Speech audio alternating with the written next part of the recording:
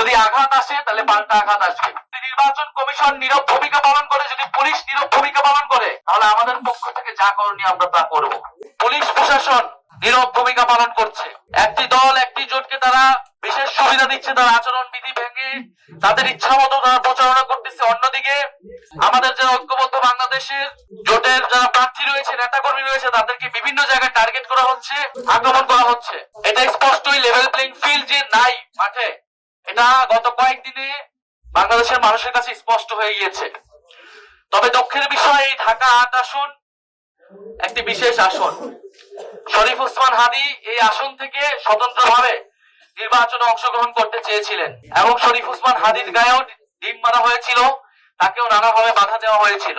অনেক বাধার কথা তিনি মিডিয়াতে জনসম্মুখে আনেনও নাই এবং অবশেষে তাকে শাহাদাত বরণ করতে হয়েছিল এই ৮ আসনে। আমরা গণ অভ্যুত্থানের পরে আমরা গণতন্ত্রের দিকে আমাদের যাওয়ার কথা ছিল।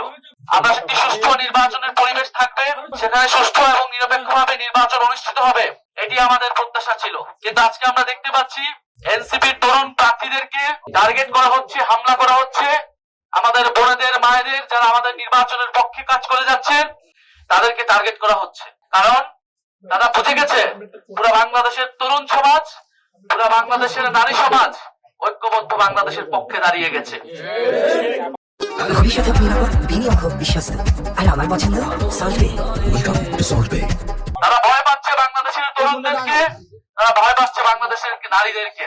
ফলে তারা নারীদেরকে টার্গেট করছে, নারীদেরকে আক্রমণ করছে এবং যারা তরুণ প্রার্থী রয়েছে ঐক্যবদ্ধ বাংলাদেশের, বিশেষত যারা এনসিপির, তাদেরকে তারা টার্গেট করে আক্রমণ করছে। আমরা এখানে কোনো ভিকটিম কার্ড প্লে করতে আসি নাই।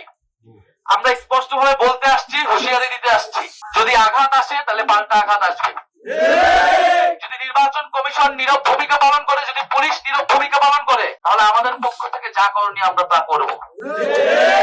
এক দলের প্রার্থীদের দিকে ডিম নিক্ষেপ করা হলে অন্য দলের প্রার্থীদের উপরেও ডিম পড়বে।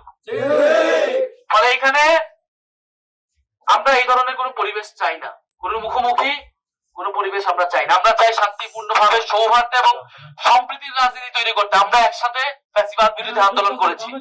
আজকে হয়তো আমরা নির্বাচন করতেছি দুইটা পক্ষ হয়ে, কিন্তু এর মানে এই না যে আওয়ামী লীগের কায়দায় তারা নির্বাচনে তাদের প্রতিদ্বন্দ্বীকে তারা অপদস্থ করবে, হেনস্থা করবে, নির্বাচনে বাধা তৈরি করবে।